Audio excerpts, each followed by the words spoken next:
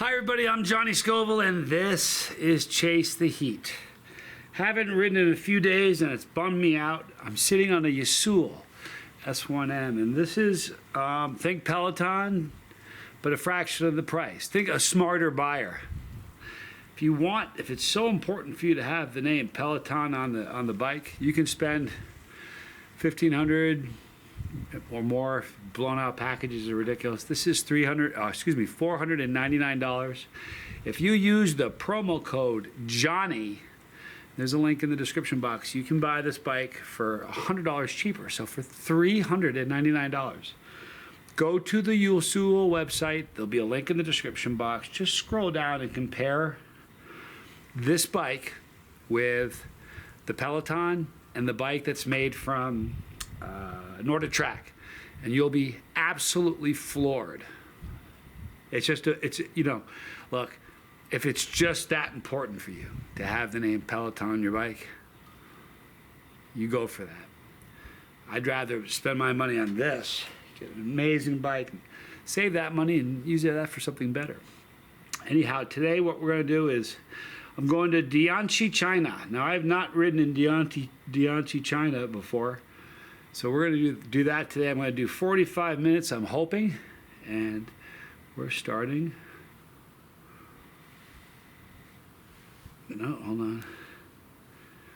Starting right now. All right, so we're good. All right, so here's what we're going to do today. On this bike ride, I'm going to talk about failure. How about that? We're going to talk about failure because I think failure is one of the most important things in the world. All right, so we got Roman, Laurent, Seaward, 71, Joana, and me. So let's see if we can pass some people while we talk about failure. Here's the thing.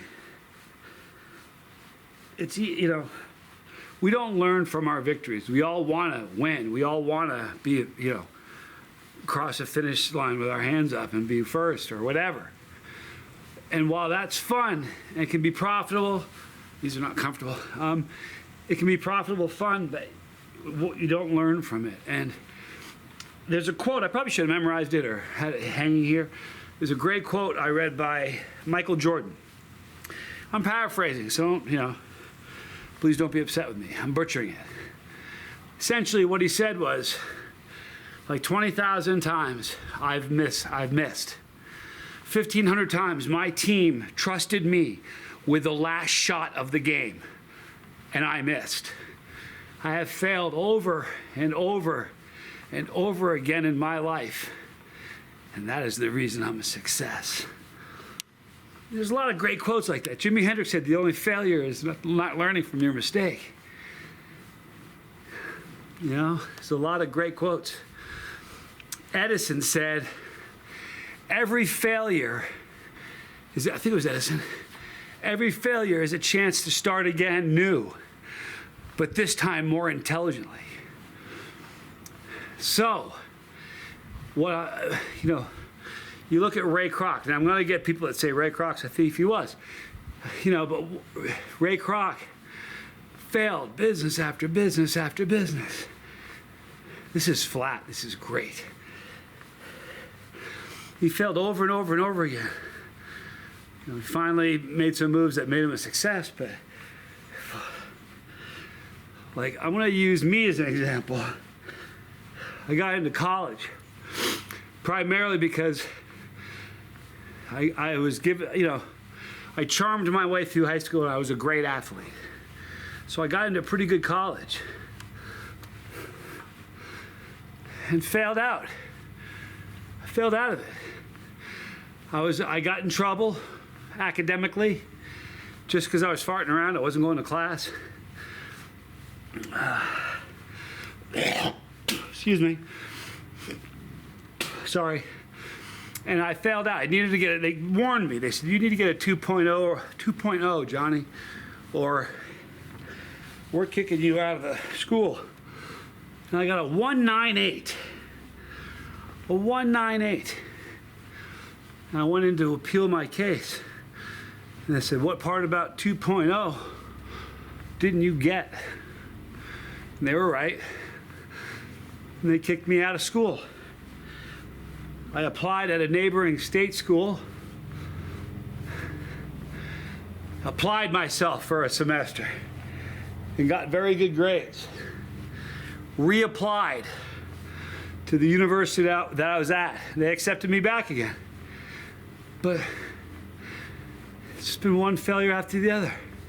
I didn't start learning from my failures until I got older. You know, life is different now than when I grew up. I grew up, oh, look at that, Joana. Now I got a picture of her. These are real people. I just passed Joana. And these are real people. Cool. Seaward's next. Seaward 71 is ahead of me next. At any rate, I don't think I started learning. Like I said, I grew up in a different age. I remember a day in school where I said the wrong thing to the wrong guy.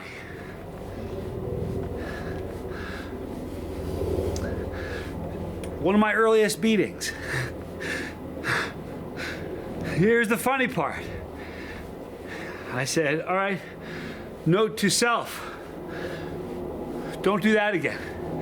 Wasn't a good idea. And I learned. And we're living in a day and age now where those consequences, like the things that happened to me when I was young, I'd get arrested for today. You know, when I was in school, you got into a fight. Sometimes they just broke it up, sent you home. Sometimes you get suspended. But today you get arrested. You know, it's a different world that we live in. But failure, you know what I mean? It's like, it's where we find our character. You know what I mean? It's easy to win. You know, like be humble in victory. You know what I mean? And be gracious in defeat. Every time I've lost, it's really funny. You know, you watch a football game. This happens all the time. Basketball, pick your sport. And it comes down to the last second, and they say, oh, they blew it. No, they didn't. They had 55, they had 100 chances before the last 10 seconds of that game to do something, and they didn't. You know what I mean? I talked in one of the rides I talked about was second wind.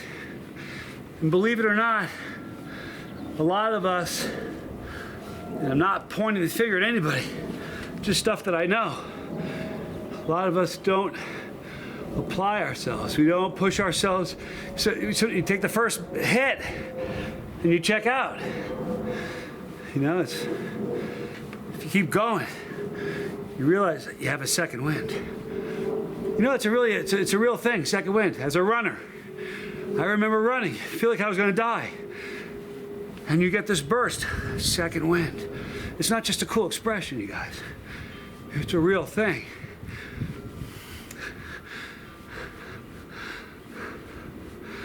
Oh, this is a great place to bike. It's flat. I've adjusted the bike a little bit better. It's a little bit more comfortable. I'm really into this bike, you guys. So we've burned about 55 calories, traveled a little over 3 kilometers so far. My junior year, I gotta tell you, it's a funny story.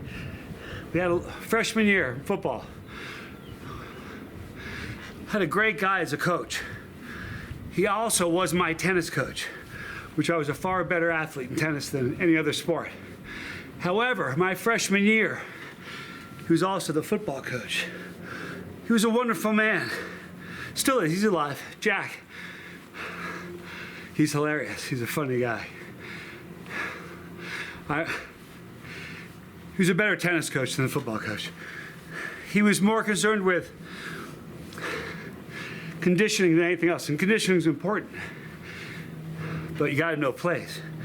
And I remember one day, freshman year in high school, it was at halftime. And we were losing badly. Hang on one sec.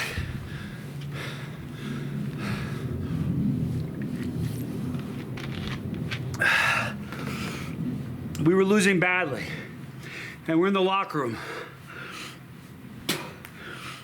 If you've never played football, this won't sound crazy. If you have ever played on, a football team on any level, this will sound crazy to you. We're at halftime. We're in the locker room, defeated. We're getting physically pushed everywhere. They're running the score up. They're not putting in their second team. They're leaving the first team in and just running up the score. And our coach is in the locker room with a chalkboard and a pen or a piece of chalk, developing a new play that we've never run. He goes, "You're going to do this. You're going to do this." And expected us to go out, high school kids, and execute that. But we lost. We went 1-8 that year. And that one victory was spectacular. But we went 1-8. My sophomore year, we got a new coach.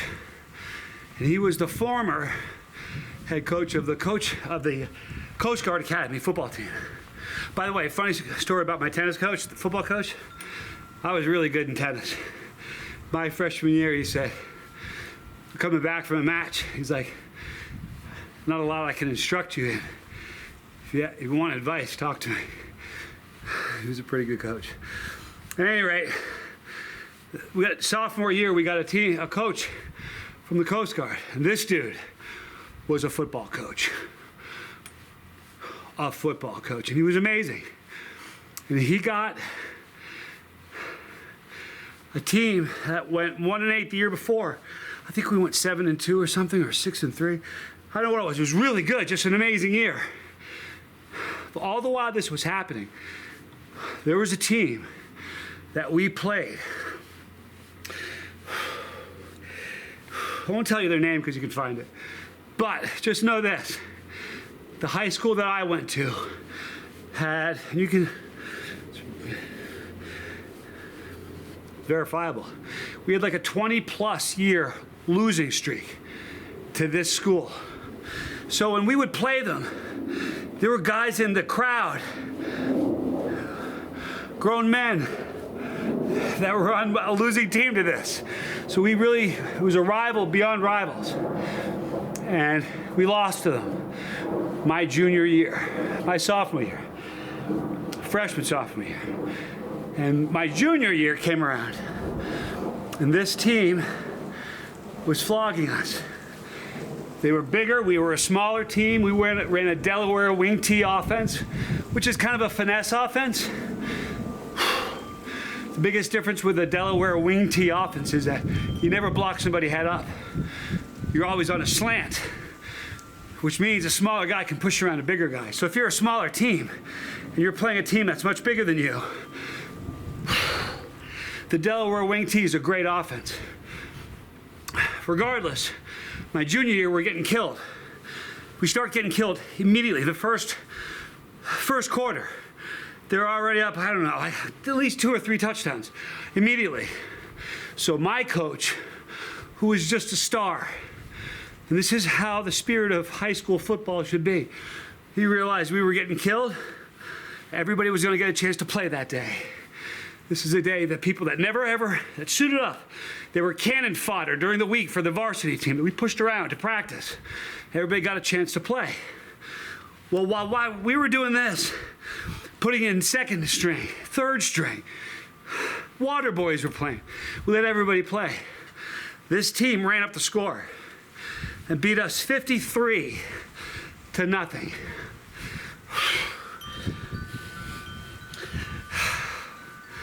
That was horrible. Absolutely horrible. But we learned so much in it. When we would lose, the coach would get us in a huddle in the end zone immediately after the loss. And he'd say, "I'm proud of you. You gave it your all, you know?" And he told us, I'll never forget it, that game. He goes, "How's this feel?" He goes, "How's this feel?" He looked in the eyes of every single guy on the team and said, "How does this feel?" It sucked. One of the worst feelings in the world. Oh, Joana. Joana got ahead of me somehow? She must have got ahead of me. I just got by her again. I didn't see her get ahead of me. I was talking to you, I guess.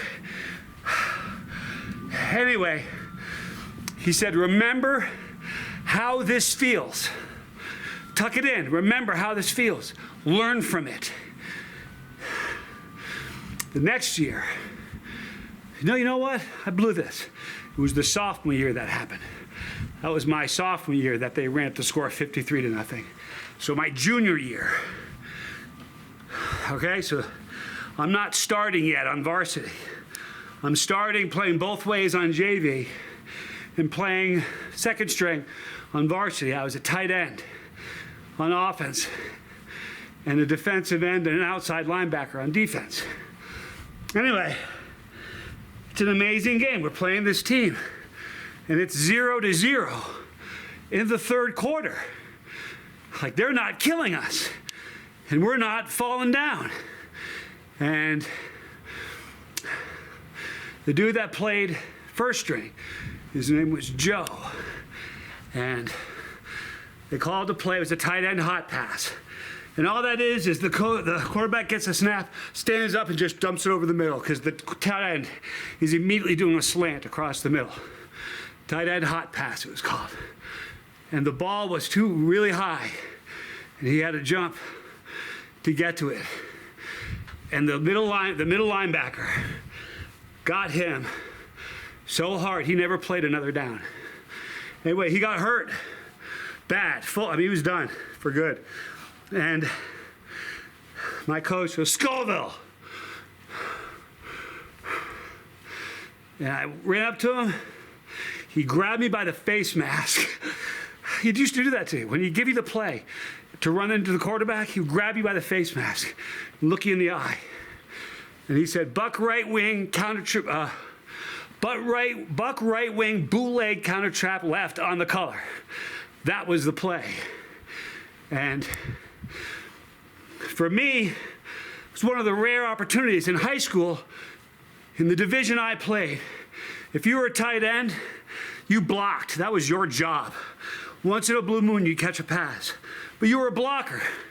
And I was a really good blocker. Anyway, he called this play.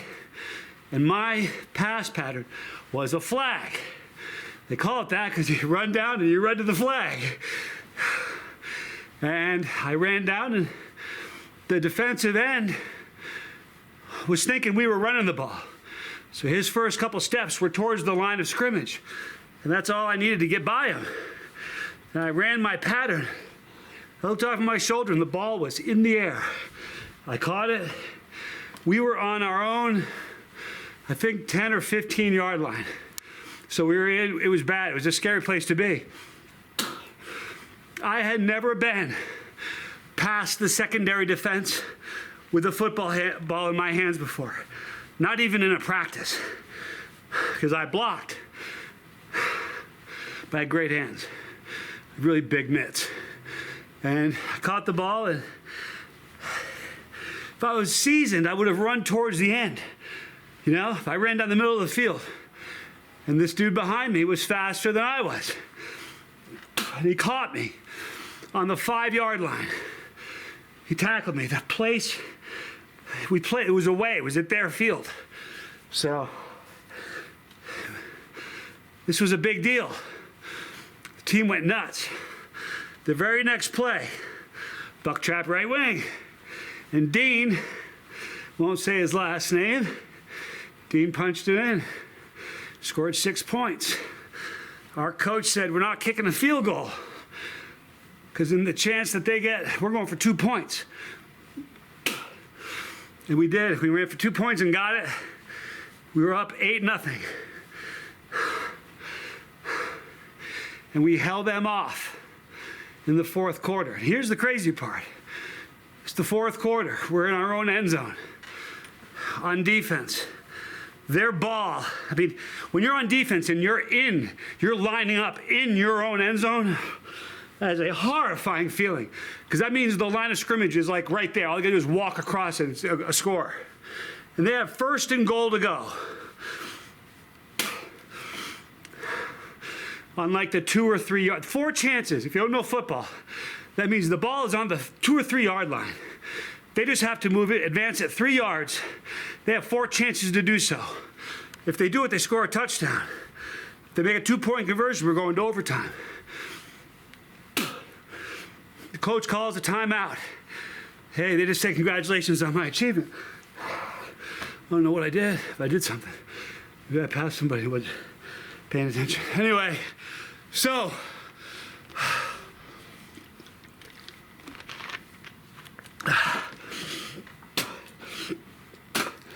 I'm sorry. The coach comes in and scores and calls a timeout. And one thing I didn't tell you about this coach, one of the most manly dudes you'll ever meet. Like a football coach from the Coast Guard. Please forgive me for that. It's gross. I know it is. He was 5'3", very little man. He had 5 children, all daughters, blonde hair, blue eyes. It was amazing. No sons. He was a football coach. Anyway, he comes in, and we're in the huddle, 11 of us.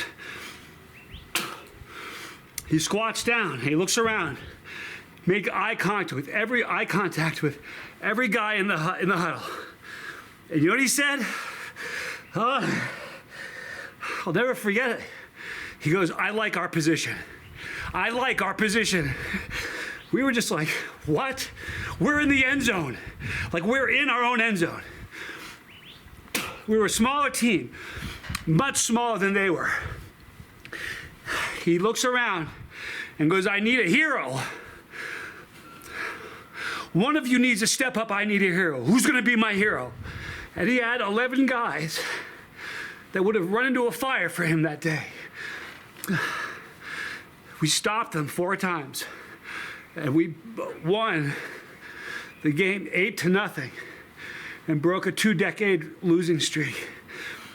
I had a pretty strict upbringing, which is probably why I lived 2 different lives. I was the straight-laced, great athlete, but when no one was around, I was a lunatic. Oh, who's this? Seward! Seward 71 and Joana are now behind me. Only people ahead of me now are Lawrence and Roman. Anyway, during the season, I wasn't allowed at parties.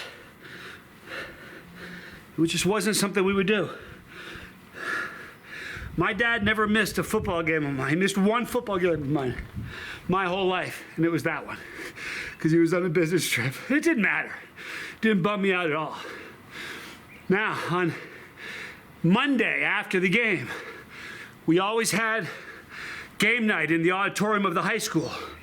Normally, just the football players, their families, and maybe their girlfriends, the cheerleaders, would show up in the auditorium. And they would play on the big screen, replay the whole football game, and stop periodically with commentary and stuff. And anyway, getting ahead of myself. That night, my dad was away on a trip. My mom, she was so proud of me. She said, you want to go to the football party? I said, can I? She said, you sure can. So she let me go. The following Monday was the game day in the auditorium. And it was, when I tell you it was standing room only, we broke fire code. The town only had, I think, 7,000 people in it. And 1/3 of the town was in that building. And it was amazing. My dad was there for that. And when that play came up, they still called it. It was famously called The Catch. It's in my yearbook. Everybody wrote about it. Remember that? I'll never forget the catch. I was in it. I remember I could see Coach grabbing my face mask. I was excited, knowing what was going to happen. They showed that play. They backed it up. They showed it 3 times. They usually just let it run through. They never did that before. But the point of me telling you this story is, I learned so much more in the year earlier when they killed us than I learned from beating them and breaking a losing streak. I would rather,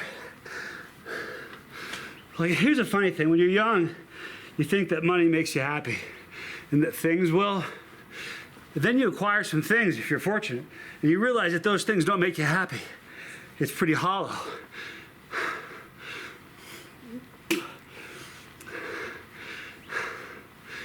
That's where you find yourself. But seriously, what we learn so much in defeat. Look at just my chili career. I've never won a belt match with the League of Fire, and I've competed 5 times. I had a tie once, and 4 times. Tied her once and lost 3 times. The same person. I think that feels good, but every single time I learn something about it.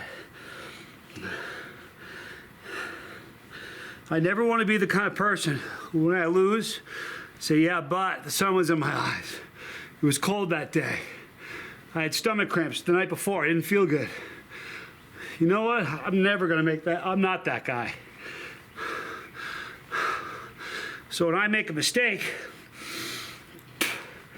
I own it, you know?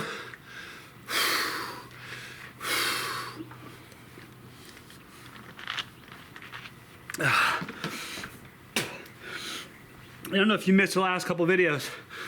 The show, by the way, if you're watching this and you're new to the channel, if you buy a membership, there's a tab that says join. There's 100 other videos that nobody has seen unless you have the membership. And there are challenges and aftermaths. I don't do aftermaths. So there's a lot of good stuff there.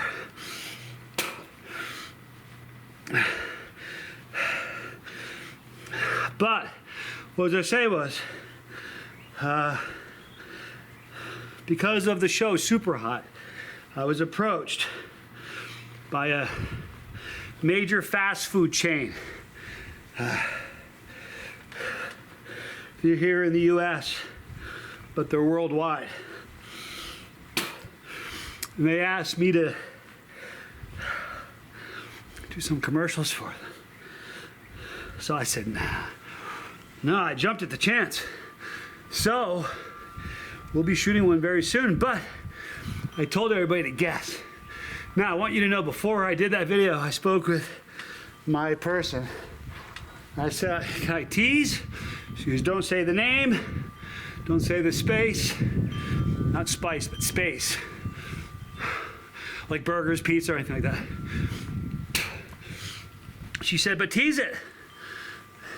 She said to me, someone's probably going to guess it. And I said, I can always say I can neither confirm nor deny. But in yesterday's video, a few people guessed it.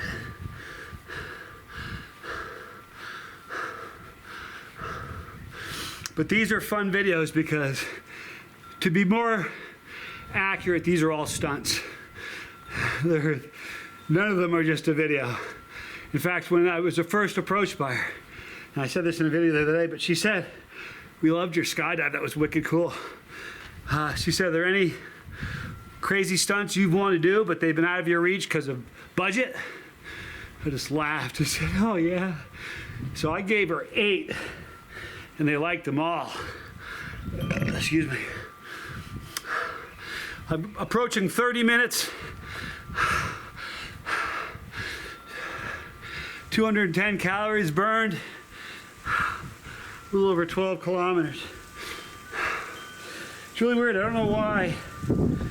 I tried to switch this to a metric, the miles, but wouldn't work. So listen, after this video, I wonder if I should jump in the pool. Yeah, I'm gonna. I wasn't gonna because it's kind of cold out here, but now I'm hot. So I'm gonna go for about another 10 or 15 minutes or so. Then I'm gonna jump in the pool. But this afternoon, I'm gonna play some music loud.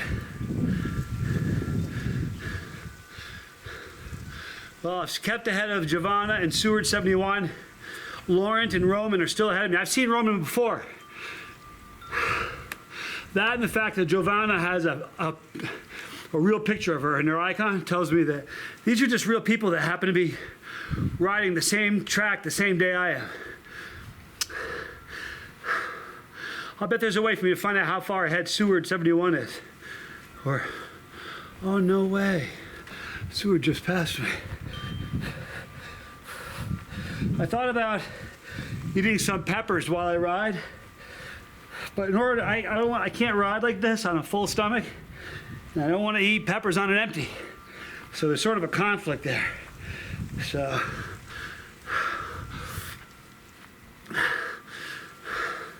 okay, now I'm back ahead of Seward. I'm sorry for spitting, you guys. That's so foul. You wouldn't believe how this picture looks. This has been a pretty cool place. It's been utterly flat. I don't think there's been a hill at all.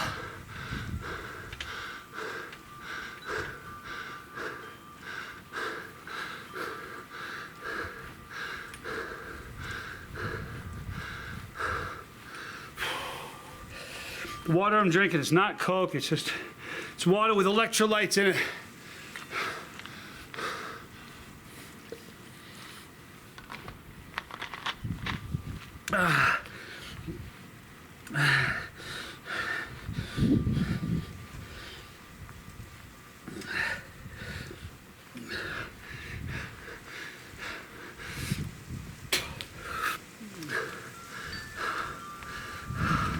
I'm passing a motorcycle right now.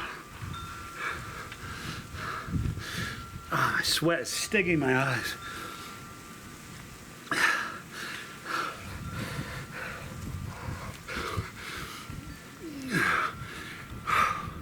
So I got this huge body of water on my left. I'm hugging this big sweeping, I'm on the highway, which is sort of crazy. And I'm in what would be the fast lane if we were driving in America, in the middle of it.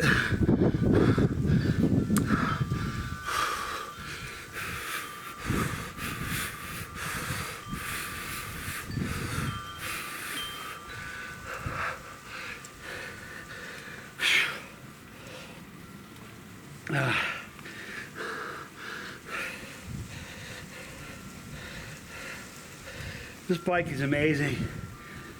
It's just a machine, man.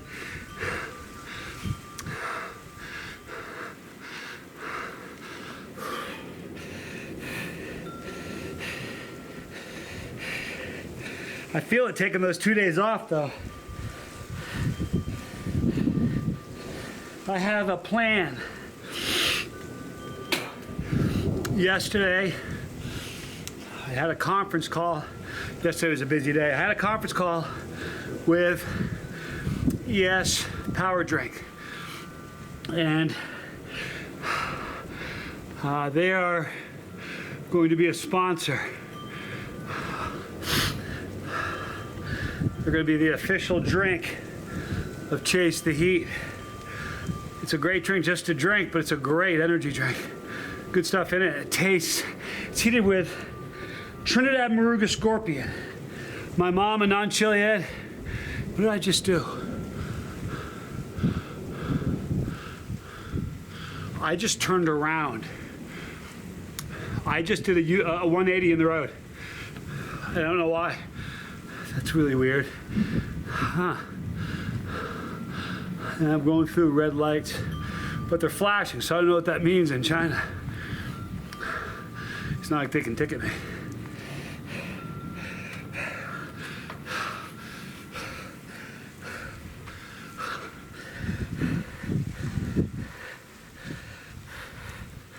But I'm gonna get my physique back. I wish my brain had the memory my muscle has, because muscle has memory.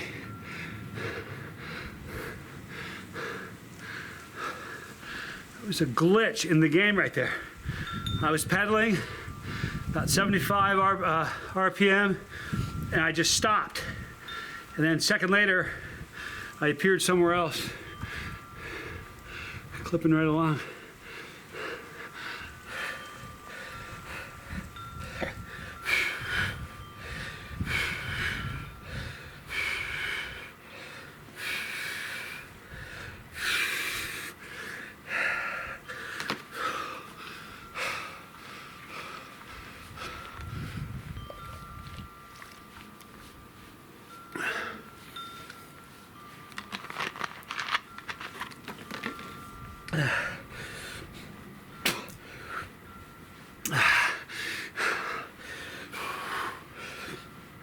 Do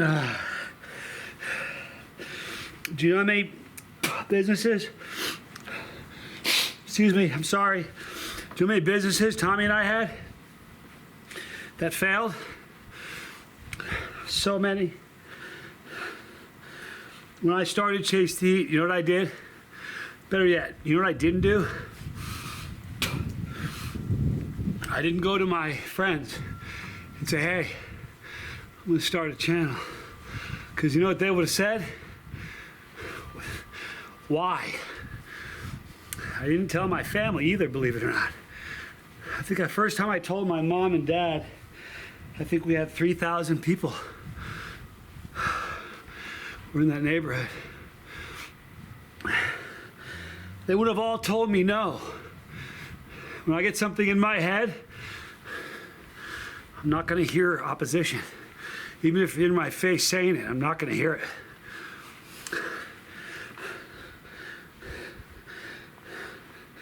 When I tell you that everything that I do like I eat peppers, like this. I'm a dude of extremes. It's no joke. If you wait, man, I wish I could tell you what's coming. You're gonna see some stuff coming, some stunts that you're just not gonna believe. Really, really epic. Okay, I have 9.5 minutes to go. Then I can hold my hands up high, be Victor. Feel good about myself. Now here's the thing, if you want to get in shape, you get a bike like this, you don't have to, you can just sit. My mom sat on this in China. I think she was in, we were in China. She rode for 5 minutes, went almost a mile. It's amazing. So there's no such thing as you're too old for this. And you know the funny thing is, you ever see videos of people in jail?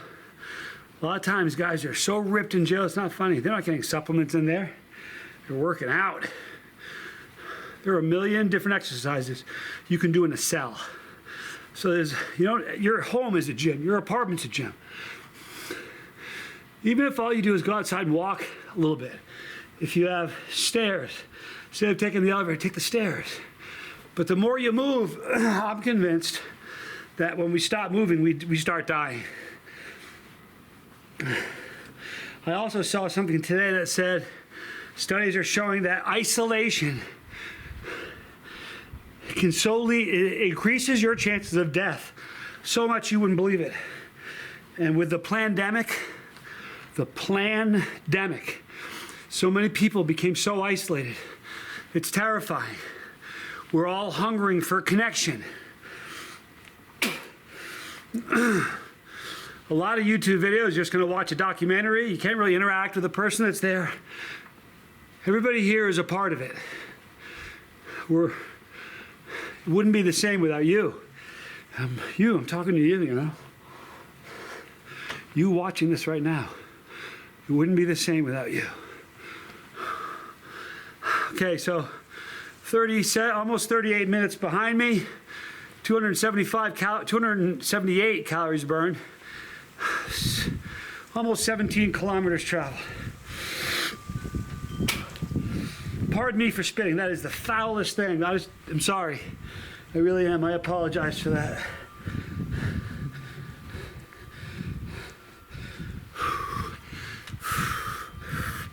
I got a good clip going here. I think I got a little bit of a downhill.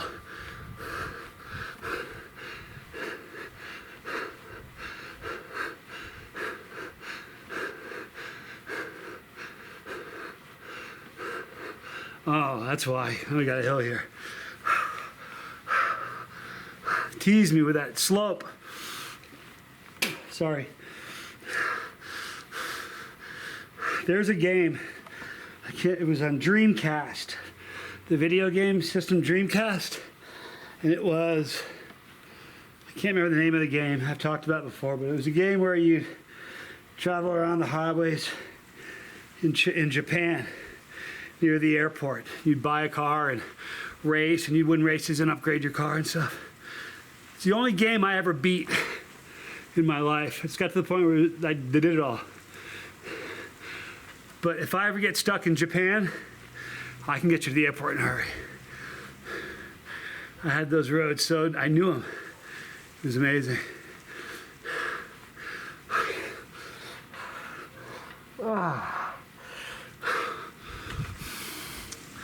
Okay, so I'm about 40 minutes in. For another 5 minutes, I'm gonna get off this bike and jump in the freezing cold pool. The pool is about 55, 56 degrees or so. So it's pretty chilly. Sort of like jumping into a mixed drink. I'm sorry for spitting, you guys.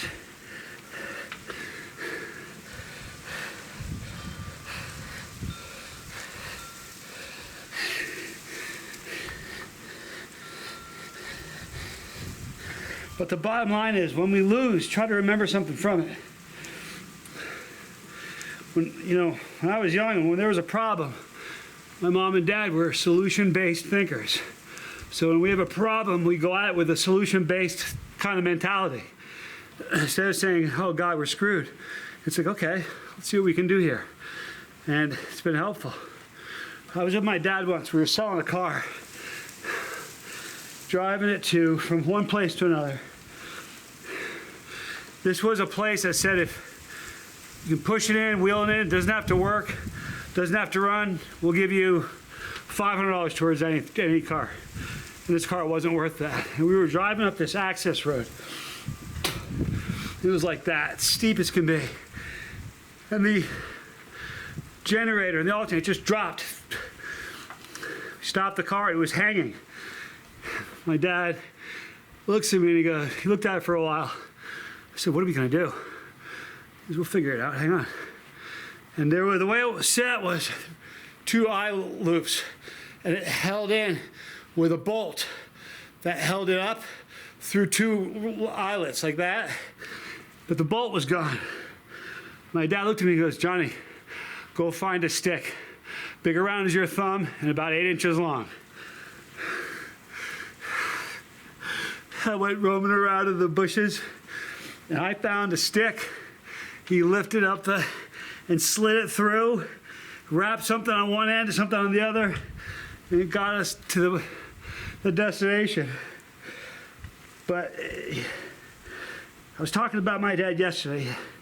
He'd snap when little things would happen. Like not catching a red light. Things like that. But when any time big stuff happened, he was Mr. Wolf. And I mean it. No matter what problem we had, Mr. Wolf would be there directly. Well, hell, that's all you needed to say. He was amazing. He's not, oh, who's that? Is that Laurent? I see somebody. Every once in a while, you'll pass somebody and they're not one of the players. It's just some random, that's a computer-generated thing. And this person in front of me, I can't tell if that's Laurent or a computer-generated thing. And I'm doing a U-turn. I just turned around again, no idea why. I was catching up on them.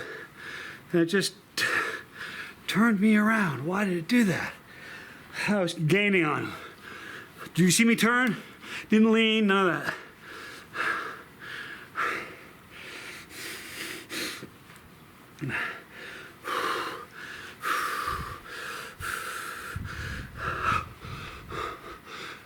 Well, I'm not gonna catch a bike, but there's a motorcycle in front of me. Those little buggies that carry, it looks like a wagon with a little cart in front of it.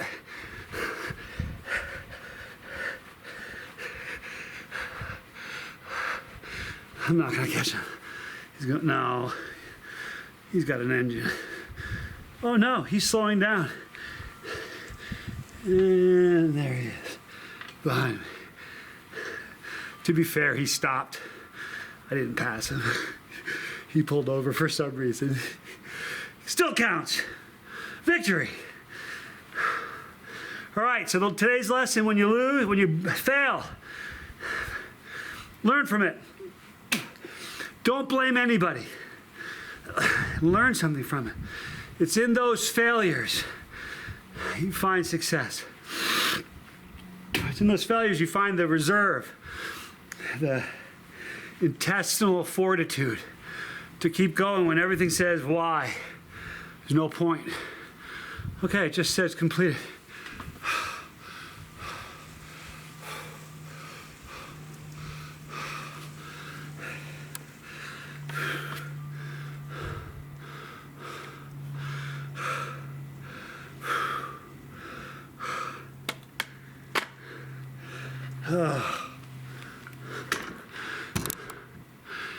Okay, so now I'm going to the pool. You know why? Because it's just so refreshing. You probably can't tell, but my hair is growing back. If you don't know what I'm talking about, I waxed myself because I lost a stupid bet with Tommy about a Rod Stewart song. It's not Young Hearts. It's Young Turks. Who knew?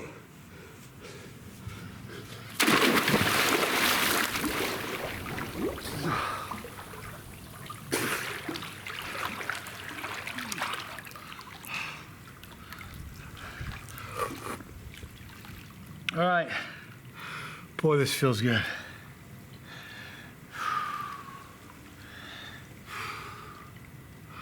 I love you guys. In the description box, you're going to see a link for Yasul. You can do it. There are people that are watching this that have been looking at Peloton. Stop. Go look at the Yasul website. Click bikes. Scroll to the bottom and look at the comparison. If you just need Peloton written on there, here's what I suggest you do. Buy a Yasul. Use promo code Johnny. Get $100 off. Just have a piece of paper that says Peloton. Stick it on there if you just really need to see that. But I'll tell you what, life's better when you feel good. All live a little bit longer. I love you guys. Let's learn from our failures, right? Yeah? All right, so in the description box, you're going to see a link for Yasul. Use that promo code, like I said, save $100 right there. It's the bus. There's the boat. There are challenges. Pepperology. I'm Johnny Scoville, and this was Chase the Heat.